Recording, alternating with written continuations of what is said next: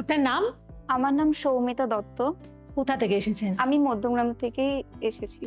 শিক্ষাগত যোগ্যতা আপনার কতটা রয়েছে? আমার শিক্ষাগত যোগ্যতা হচ্ছে আমি বিএসসি গ্র্যাজুয়েশন করা আমার জিওগ্রাফি অনার্সে।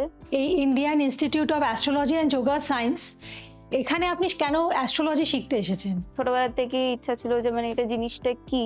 এবার স্যারকে তো আমি অনেকদিন ধরে দেখছিলাম। তো এবার দেখলাম যে স্যার আমার মানে অনেক বাড়ির কাছাকাছি থাকে। তো আমি ভর্তি হয়ে গেলাম স্যারের কাছে।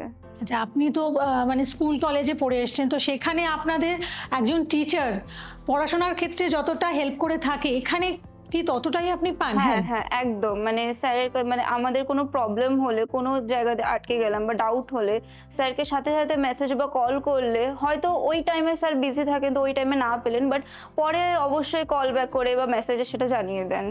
পুরো ডাউটটা ক্লিয়ার করে দেন। আর ভবিষ্যতে আপনার কি চিন্তা ভাবনা রয়েছে? এইখানে মানে সবকিছুতে আমরা হেল্প পাই, যে মানে সব সাবজেক্টেই এটাকে মানে খুব ভালো করে শেখানো হয়। ভবিষ্যতে এই নিয়ে এগোনোর ইচ্ছা আছে আমার।